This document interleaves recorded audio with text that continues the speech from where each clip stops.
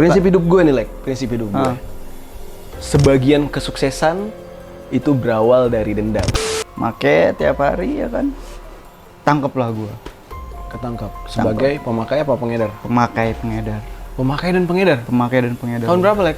Iya. Masuk penjara tuh nggak enak setahu gue. Gak enak. Lo hari pertama di penjara dipukul pasti? Pastilah perkenalan. Pukul, Lek ya? Pukul lah. Oke, seorang Alek nih yang track recordnya di luar penjara tuh nggak ada yang tahu ya di dalam penjara kalau lu udah pernah belah orang ya? Ya nggak tahu lah. Nggak tahu ya. Nggak Tapi tahu, lu Bang. dipukul lu ngelawan nggak, Lek? Yo geng, tekan tombol subscribe geng. Hey yo, what's good? Welcome back to Kamar Jerry.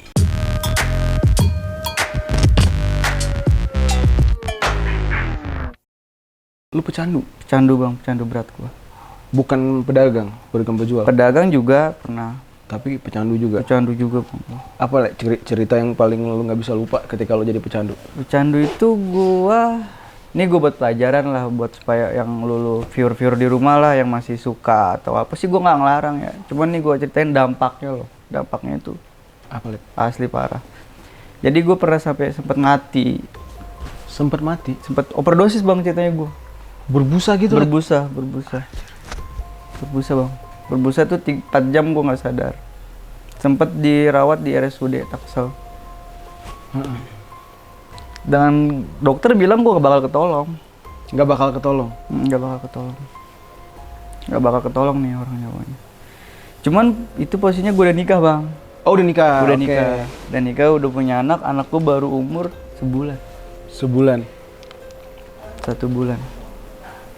1 bulan. Jadi pas 4 jam itu, setengah 3 jam itu gua ada satu titik cahaya nih kayak nangis bayi-bayi gitu yang narik-narik gua terus. Narik-narik terus itu supaya ayo lu bangun, jangan tidur lu, bangun.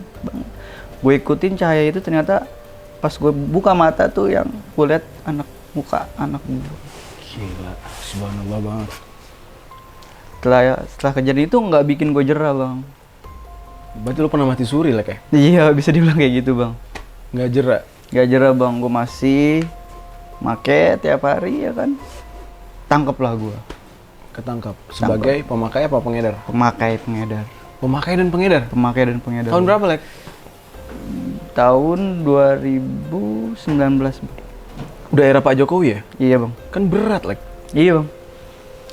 8 hari gue di dalam.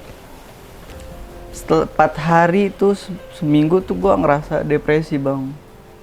Dan depresi tuh gue tiap hari bercanda sama anak gue. Jadi itu di dalam tuh gue ada sarung, itu gue ikat ke leher gue bang. Gue mau mati aja lah. Mau bunuh diri? Mau bunuh diri. Itu posisinya lo di rutan apa yang udah dibagi kamar apa masih penampungan? Penampungan. Ya orang-orang lihat lo gimana, Lek? Diem aja bang. Mereka juga mikirin masalah sendiri-sendiri ya? Iya. Karena tuh di dalam itu kita nggak punya apa-apa selain kita punya doa doang. Iya. Tuh gue udah sampai sarung udah gue ikat ke leher gue. Nah ada satu orang nih yang peduli ke gue kayaknya dah gitu. Dan tepok gue. Sadar lu, gila lu. Ingat anak lu. Oh, dia kok tahu anak lo udah cerita? Gue cerita, jadi setiap jam kayak kita nongkrong gini kita satu sama lain sharing bang. Lu punya anak gak kayak gitu. Jadi dibilang kayak keluarga lah. Ah, itu mah cerita enaknya, Lek. Iya. Masuk penjara tuh nggak enak setahu gue. Gak enak. Lo hari pertama di penjara dipukul pasti? Pastilah perkenalan. Pukul, Lek ya? Pukul lah. Oke, seorang Alek nih yang track recordnya di luar penjara tuh nggak ada yang tahu ya di dalam penjara kalau lu udah pernah belah orang ya? Ya nggak tahu lah. Nggak tahu ya? Nggak Tapi tahu, lu Bang. dipukul lu ngelawan nggak, Lek? Gue diem aja bang. Nggak mau ngelawan? Gak mau ngelawan karena gue udah nggak mau nyari masalah lah. Gue di dalam penjara itu udah banyak masalah. Oke. Gue diem aja lah. Padahal kalau lawan mah bisa aja, Lek ya? Bisa aja. Cuman gue nggak mau. Gue diem aja. Pas itu gue udah depresi itu, inget lu. Coba lu. Itu ada Al-Quran kata dia. Coba lu baca itu. Lu curahin unek-unek lu tuh ke dalam itu. Gue inget lagi gue di situ punya Allah. Jadi gue ngadu terus sama dia. Padahal dengan posisi gue orang hina bang. Cuman gue masih punya dia. Setelah 9 hari tuh gue ditebus ternyata gue sama keluarga gue. Ditebus. Ditebus. Alhamdulillah. Siapa bapak? Bapak menyokap. Menyokap. Karena posisinya gue anak bontot, bokap nyokap juga haji, terpandang juga di tempat gue. Oke. Maaf, bontot tuh tertua? Terakhir, paling Berarti kecil. lo punya kakak? Punya kakak gue. Kakak tuh 1, cewek. Oke. Nah, bebas lah gue nih ceritanya. Hmm. Bebas ini gue nggak jerah bang ternyata. Gak jerah gue balik lagi ke situ lagi. Ditangkap lagi lah gue. Kedua kalinya, tangkap lagi gue. Lek, maaf, yang sebelumnya ditebus berapa, Lek? 125 juta bang. Oke, terus nggak jerah, tetap balik lagi. Tetep balik lagi gue bang. Lingkungan, Lek ya? Lingkungan bang, itu faktor yang paling menurut gue paling itulah. Terus akhirnya? Gak jerah. Nah yang kedua kali ini gue udah siap badan, gue mau ngejalanin. Gue nggak mau ditebus, gue nggak mau. Berapa tahun? Itu gue divonis 6 tahun 6 bulan Sebagai pemakai? sebagai pemakai dan pengedar. Menghindar lagi, oke. Terus? Nah setelah gue besoknya mau dibawa ke, kalau kita nyebutnya kapal besar lah itu, dibawa ke LP, bokap nyokap gue nangis. Padahal gue udah bilang sebelum kita mau terbang kan kita ditemenin dulu tuh sama orang tua. Gue udah bilang, Bapak jangan nebus Rio. Ini kesalahan, benar-benar kesalahan Rio nggak kapok. Rio udah siap buat bawa badan lah ibarat kata. Cuman inget Rio nitip doang, Dini sama Naila, karena dua itu kan anak istri gue. Rio nitip itu aja. Nah di situ bokap gue nangis ternyata. Dibela-belain lah gue tuh. Belain. Nah pas besoknya mau sidang, malamnya gue ditebus lagi di situ. Lebih mahal lagi dong? Gak tahu gue bang. Gue pas itu nggak dikasih tahu gue masalah nominal. Pasti itu lebih mahal lagi tuh. Nah setelah 2 kalinya udah di situ mungkin teguran keras lah buat gue bang. Gue lebih kasihan lagi ngeliat anak istri gue. Iya, jelas. Nah itu gue lebih dimana fase gue mau berubah itu lebih parah bang.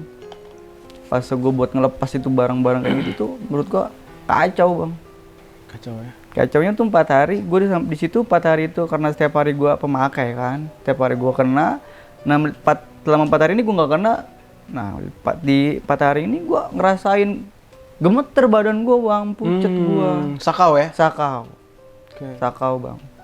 Itu di rumah gue ngamuk-ngamuk, pintu-pintu kaca, jendela gue tonjok-tonjokin, gue kayak orang gila di situ. Bini sama anak gue cuma nangis doang bang. Lihat kelakuan gue kayak gitu. Nah setelah gue agak reda, bini sama anak gue pisahin kamarnya. Gue di dalam kamar tuh sendiri. Iya. Gue ngejedotin pala sampai berdarah-darah. Gue pengen berubah, cuman kayak gini banget anjing. Berat sih, like Bener ya. Rehab tuh berat ya. Nah setelah jam 10 gue tidur bang. Jam 10 malam gue tidur, bangun gue jam 1. Jam 1 gue makin gak karuan badan gue ini, makin sakit gue. Ingat gue tuh gue pengen dapet barang itu ayo dimanapun gue cari. Nah gue balik lagi, gue harus inget, gue harus pengen berubah di situ. Gue ambil air wudu, gue sholat tahajud, udah situ gue mohon. Gue berdoa, dalam doa gue bilang kalau emang gue nggak bisa sembuh, nggak bisa hilang dari barang-barang itu, matiin gue aja. Iya. Dibanding gue balik lagi ke dunia itu nyusahin keluarga gue, buat apa bang? Bener. Akhirnya gue doa, tidur, bangun paginya gue seger bang. Sembuh di situ? Sembuh bang gue. Sampai sekarang gue udah nggak lagi. Udah nggak lagi bang. Kurang lebih berapa lama, Lek? Lepas dari itu? 5-4 bulan terakhir nih. Wah, baru, Lek ya? Baru bang. Gila. Baru bang. Hati-hati, Lek. Terus lo nggak main lagi kan sama lingkungan itu? Enggak bang. Berteman tetap? Berteman tetap. Cuman posisinya kalau dia lagi pada make, gue ya speak lah. Di bini gue nelfon nih. Gue tinggal. Tinggal bang. Punya pesan gak lo buat teman-teman lo itu, mungkin mereka nonton? Iya mungkin ya udahlah lu berhenti bro, sakit. Iya. Dampaknya tuh bukan ke lu doang, kasihan keluarga lu. Karena hari apes tuh nggak ada di kalender bang. Iya, hari apes tuh tidak ada di kalender. Iya, ada di bener. kalender, ya kan. Lu masih ngenges-ngenges ya kan, ya tunggu aja. Gue orang Aceh, Lek. Gue hidup di, kalau dibilang di ladang itu. Iya. 2 hal itulah, sabu, ganja, itu Aceh itu gila juga sebenarnya. Tapi gue, alhamdulillah seumur hidup gue belum pernah, Lek, ngerasain. Iya. Gue apa ya, sebutan apa ya, strike X yang bener-bener gue nggak ngerokok, gue nggak minum, gue nggak narko. Tapi, ada cerita lucu lagi. Gue cerita ke lu ya. Ini ada cerita lucu, geng. Mumpung kita cerita narkoba ya. Jadi waktu itu ya namanya orang Aceh ya, dapetin daun itu tuh emang gampang banget di sana. Karena kebun juga kan di sana. Karena kita kalau misalkan orang Aceh mau dibilang pemakai, bisa dibilang hampir seluruh Aceh pernah merasakan yang namanya ganja karena makanan. Gulai kambing kita tuh pakai itu buat lunakin daging. Terus ya yang namanya kalau udah diisep tuh salah gunakan. Pernah kejadian, gue nggak mau nyebut temen nih siapa. Yang jelas ini adalah temen gue waktu itu. Jadi ya masih remaja, kuliahan, gue pulang lah ke kampung. Masih nakal-nakalnya kan. Teman-teman gue itu ini pesta itu di satu base camp di rumah. Ditumpukin semeja ini nih, setengah meja ini ditumpukin, lo bayangin segitu banyak banget. Sebantal namanya. Kita tuh belinya nggak selinting, nggak sebantal, belinya sebantal. Udah taruh di situ. Gak lama ada teman yang punya rumah itu lagi mandi. Tiba-tiba adiknya nyampe. Mereka tuh beda rumah lah tinggal adiknya sama teman-teman cewek gitu. Karena di Aceh kan nggak boleh campur, even kita saudaraan. Nah, ntar bisa terjadi yang hal yang tidak inginkan lah. Nyampe adiknya tujuannya adalah ngantarin motor, ngantarin motornya diparkir di depan. Ternyata ada tetangga yang ngintip, wih ada cewek bawa motor ke rumah itu isinya cowok semua dari tadi, ya kan? Oke, tetangganya nggak lama masuk terus ngintip lagi. Dia nggak lihat kalau adiknya temen gue itu udah cabut. Temen gue ini cuma nganterin motor. Terus jadi artinya kan motornya masih di situ dong. Iya. Dia bilang, wih motornya masih di situ, orangnya nggak ada. Berarti orang kemana? Di dalam. Dia mikirnya, wah di dalam nih, ngapain nih cewek masuk ke dalam cowok. Nah, ini adalah sebuah budaya di Aceh.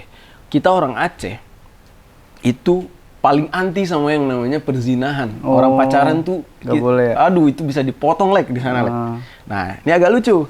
Dikumpulkanlah warga sama si tetangga ini. Wih, kumpul semua. Kita grebek itu rumah. Ada cewek di dalamnya. Mereka lagi party seksi nih katanya. Masuk warga, semuanya masuk. Terus keluar. Teman gue yang tadi lagi mandi keluar pakai anduk. Kenapa bang? Pakai anduk katanya gitu. Wah, aduh ini ada nih. Mana cewek di dalam tadi? Gitu. Gak ada cewek bang, ada cewek katanya. Nah, akhirnya masuk warga, robos ke dalam rumah. Pas dicek, itu ganja masih di meja. Terus? Cuek. Wah lagi ngeganja kalian ya, katanya gitu kan. Mana cewek? Gak ada cewek bang, periksa. Gua periksa. Gak ada, benar-benar gak ada. Malu kan si yang tetangga ini kan. Itu. Malu kan. Dibilang, tadi ada cewek ini. Dijelasin sama temen gua. Itu adik saya bang, nganter motor, cabut gitu. Oh gitu. Ya udahlah minta maaf ya. Udah bubar warganya. Padahal dia udah lihat ganja semeja, sebantal itu, secuek itu. Karena gimana ya? Di sana orang lebih peduli ngelihat orang berzina tuh dihajar. Kalau orang pakai daun, di sana orang kadang ada yang cuek, ada yang peduli juga. Cuman di situ gue ngakak banget tuh. Anjing kalau itu di Jakarta, men, udah selesai. Udah selesai lu. Selesai. Dor udah. Panggil polisi. Dan kocaknya apa? Tiba-tiba ada salah satu warga balik lagi ke rumah, ketok, Dek, ya bagi dikit lah. Itu lucu banget. Terus kata temen gue, selinting aja ya bang. Ya udah boleh, bijinya dong. Akhirnya biji dipilih disapu buat makan mie. Itu, geng. Karena di kampung gue, zina itu lebih berat daripada narkoba. Bukan narkoba, nggak tahu ya. Gue nggak bisa bilang ganja itu narkoba karena di tempat gue, selama itu dipergunakan dengan benar. Kita di sana nggak anggap narkoba, tapi negara kita anggap itu narkoba kelas 1, gitu. Itu cerita dari gue, Lek. Jadi sekarang lu udah berubah nih, Lek ya? Alhamdulillah gue udah berubah, bang. Alhamdulillah ya, dari kekerasan itu udah nggak. Narko juga nggak. Kegiatan sekarang ngapain, Lek? Konten, bang. Wes, welcome to the club. Boleh dong promoin channel lo apa, Lek? Channel gue Alek21 TV. Konten lo? Konten gue tentang tawuran, tentang bandar narkoba yang sering keluar masuk penjara, tentang anak pang. Underground ya? Underground. Oke, mungkin jalur kita sama nih. Iya. Jalur kita sama, kita akan membahas underground. Tapi tujuan kita adalah, kita tuh berbagi pengalaman, bukan tutorial. Bukan tutorial, benar. Iya. Ntar jangan bilang kita tutorial ngajarin kalian cara tawuran, enggak. Itu nggak ada ilmunya, Lek. Gak ada ilmunya, ya. Ya, itu soal nyali Soal nyali. dan takdir kalian. Takdir kalian, bener. Kalau lu buat coba-coba jati diri ya udahlah, nggak usah.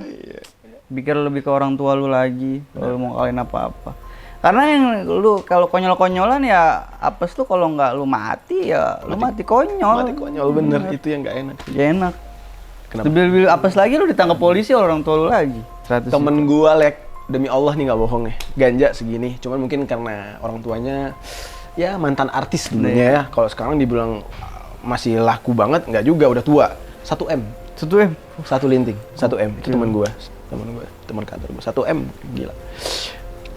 Dan dia udah berubah juga akhirnya. Ya karena ngelihat anjing nominal 1 M lo, pak gitu untuk nebus lo.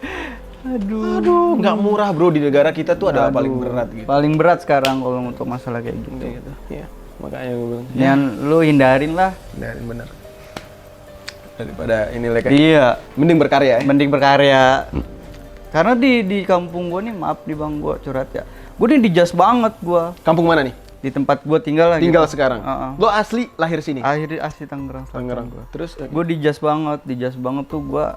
Lu bisa apa? Waduh. Lu tuh kalau bisa lu cuman kalau nggak ngedarin ya, gua dibilangnya bandar aja di sana tuh. Cuman dari situ bang, gua dari ocehan-cecehan mereka tuh yang bikin mental gua kebangun. Gua bakal bisa buktiin gua sukses tanpa lu orang. Lo pendendam gak orangnya? Gue sih menurut di pendendam bisa bang, cuman rata-rata kalau orang-orang yang kayak gitu gue anggapnya bodoh lah. Prinsip hidup gue nih, Lek. Prinsip hidup gue. Sebagian kesuksesan itu berawal dari dendam. Iya. Sebagian ya, gue nggak bilang semua. Dan itu berlaku buat gue. Kalau ada orang rendahin gue akan dendam sama lu. Tapi gue nggak perlu bunuh lu. Biar lu tetap hidup aja. Gue nggak akan unfollow Instagram lu. Gue nggak akan ini sosial media lu supaya apa? Lu tetap lihat progres gue dan gue akan sukses suatu hari. Itu kalau prinsip gue. Kalau sekarang mah kebukti bang sama lu ya. Alhamdulillah, Iya, Lek. alhamdulillah ya. Iya, gue tidak pernah menganggap diri gue berhasil atau sukses dengan takaran apapun. Karena sukses itu tidak ada takarannya. Iya, bener. Karena di atas langit ada langit toh. Bener. Nah, jadi intinya gini aja, kita berprogres. Ada sesuatu yang kita pengen capai, tercapai, ya itu progres. Iya. Dan ya penting gue pembuktian gitu aja. Semua omongan lu gue patahin. Gitu menurut gue. Cuman yang lebih miris gue tuh bang, pernah gue sampai mau sholat jemaah ke musola tuh gue diludahi. Serius, Lek? Iya bang, ludahin cuh sama orang-orang tetangga gue tuh. Lu udah masuk Islam emang, lu diterima emang lu sholat. Anjir. Tuh asli bang, gua balik lagi ke rumah gua nangis bang. Kok kayak gini gua salah apa gua? Sama mereka tuh gua nggak salah apa-apa. Apa karena badan gua tatoan? Gua disangka kayak brutal aja kan, gua enggak. Dari situ bang gua, aduh. Akhirnya gua pertama tinggal di satu RT ini gua pindah sekarang. Pindah di RT sebelah. Oh, cabut dari Jadi gue dulu aslinya di RT 2 nih misalkan. Wah, gue cabut ke RT 3, ngontrak gue sekarang bang. Gak tinggal sama orang tua gue lagi. Siap. Nah itu menurut gue, wih, kayak gini ya. Maksudnya pase mau kita berubah ke lebih baik tuh berat banget. Benar banget ya. Karena orang tuh mikirnya 1000 kebaikan orang tuh gak bakal mungkin dilihat bang.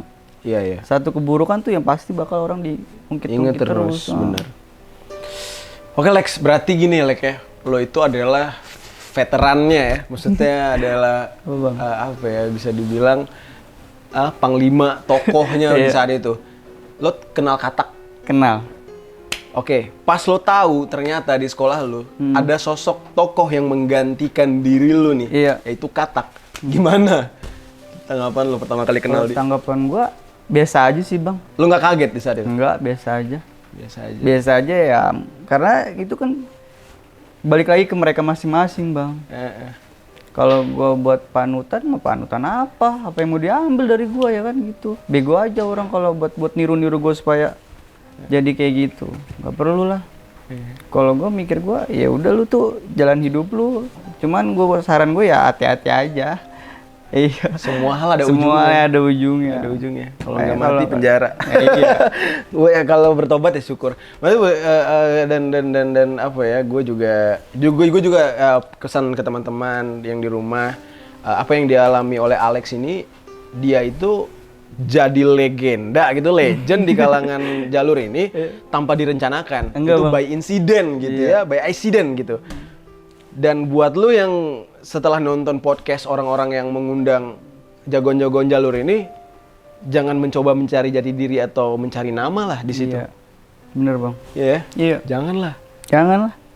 Karena iya, syukur-syukur kalau umur lo panjang, tapi kalau Iya. mati lo di situ, Mati konyol lu. mati konyol, nggak jadi legend. Nggak jadi legend, nggak sempet tobat lagi lu ya kan. Tobat, iya.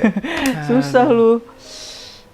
Ada pesan nggak Lek buat yang ini, yang di jalur, masih di jalur sampai sekarang? Kalau gua pesan, sekarang nih Bang, di sini maraknya gangster Bang. Gangster tuh gimana maksudnya? Gangster tuh kayak perkumpulan orang, terus dia janjian di medsos, ledek-ledekan di Instagram, tawuran. Bukan lagi sekolah. Bukan lagi sekolah Bang di sini. Oh, oke. Tapi di konsep gue sekarang di channel gue ya, gue lagi ngebahas tentang itu. Jadi pribadi gue nih pengen ngedamain satu tongkrongan ini ke tongkrongan lain kayak gitu. Supaya stop lah kayak gitu. Kalau pesan gue ya udahlah lu jauhi namanya tawuran. Buruk banget bro, maksudnya dampaknya tuh bukan ke lu doang, ke keluarga lu, ke orang tua lu apalagi. Bener. Kalau lu punya jati diri misalkan lu tunjukin lah di kreativitas lu, atau lu suka main game, lu main game aja ya kan. Kalau emang dia sukanya tarung, Ya taruh main game aja lu di Mobile Legends bertarungnya. tapi kalau memang mau jadi petinju silakan. Silakan. Iya. Kan sekarang semua udah Udah ada wadahnya Udah ada lah. wadahnya, Dibanding lu kayak gitu kayak mati konyol lu. Iya, iya, iya. Terus pesan gue ya lu jauhi slot. Slot. Sekarang lagi musim ya? Iya judi tuh slot. Karena di tempat gue tuh ada-adain gue kepakin terus tuh ya kan. Lu kapan berhenti goblok, kapan berhenti lu main slot. Lu kemarin motor lu kegade ya kan. Ya gitu Bang ya kan, depo motor kegade, AP kegade. Yang susah orang tua lagi. Iya. Terus jauhi narkoba. Ya. Itu yang poin penting lah menurut gua tuh. Belajar dari pengalaman dia. Jangan nyari pengalaman sendiri dah, nanti takutnya nggak lepas. Iya, nggak lepas. Gue sampai yang buat yang belum kena ya jangan sampai lah lu kena. Gue berhenti itu bro nggak mudah bro. Nggak mudah, bener. Gue sampai ngerasain di mana pas gue mau mati ya kan baru bisa berhenti. Tangkap bicara ya gue pernah 2 kali gara-gara narkoba. Jauhilah narkoba. Lebih baik lu kalau stres ya lu nongkrong aja sih sama teman-teman lu, sharing-sharing kayak gitu Bang Jere. Iya, teman cerita tuh Teman cerita tuh apa ya, meringankan lah. kalau mau sharing sama gue ya sini silakan. Iya, bisa datang langsung ke channel YouTube lu ya. Yo, boleh. Karena gini geng, perlu gue kasih tahu juga, ketika lu curhat sama seorang content creator, lu bercerita lepas-lepasnya, jangan selalu memandang itu buat konten, enggak. Ada satu hal yang kadang kalian tidak sadari. Ketika kalian bercerita di sebuah konten, itu ada kolom komentar di YouTube. Komentar di situ jangan cuma lo lihat bagian negatifnya, tapi dari 1000 komentar itu ada satu dua orang yang pasti menyarankan tuh yang positif. Iya. Iya kan? Kadang kalau kita curhat ke satu orang, didengarkan oleh banyak orang, pasti kita akan menemukan pemikiran-pemikiran yang berbeda-beda, dan itu bisa menjadi referensi kita untuk lebih ringan gitu ininya. Apa namanya? Beban kita. Beban kita bener Kita Bang. lebih ringan. Itu ada yang bilang, "Oh, lu lebih baik lari ke agama." Atau lu lebih baik pindah dari situ atau cari yang bla bla bla kesibukan. Itu semua saran yang positif, dan menurut gue itu cukup meringankan kalau lu sedang stres. Stres bener Bang. Ya, gitu Jangan ya. coba pernah nyentuh-nyentuh itulah. Oke, thank you banget Lex ya Iya, atas waktu lo ya. Gue seneng banget sharing sama lu. Gue udah sharing sama beberapa orang juga, dan ternyata gue sampai di detik ini gue belum pernah menemukan teman-teman yang memang punya pengalaman gila itu sombong tuh enggak. Ya, sejauh ini memang orangnya low key, low profile, dan Cuman kadang-kadang Bang di kolom komentar gue dibilangnya bangga terus sih Bang, gue gedek aja kadang-kadang kayak gitu. Enggak. Yang gue dapet, maaf ya, ini gue perlu tekankan. Dia bukan sedang membanggakan apa yang dia alami. Dia sedang curhat, dia sedang bercerita. Dia sedang bernostalgia atas apa yang sudah dia alami. Iya benar. Gitu. Biar supaya nggak terjadi Nggak terjadi lagi. Iya, cukup lah. Kayak menghilangkan nyawa tuh bukan urusan kita, itu urusan Tuhan. Iya benar. Iya. Kalau sampai kita yang ngelakuin, berarti kita mendahului. Iya. Tuhan. buat lu orang yang suka ngejudge orang dari perilakunya, lu berkaca lagi ke diri lu. Benar. Bener nggak Bang? Iya, masing-masing orang tuh punya porsi masing-masing. Iya Bang. Kalau dia punya salah di A, bisa jadi lu salahnya di Z. Nah. Iya, tidak semua kita sempurna. Kalau lu sempurna, lu malaikat. Iya, Bang. Thank you Lex. Iya. Sampai ketemu lagi. Yoi. Mungkin nanti gue bisa main-main ke channel lu Boleh, juga. Bang Ya kan? Jer. Kita sharing-sharing ya. Sharing-sharing. Iya. Sampai ketemu di episode-episode selanjutnya di Kamar Jerry Podcast.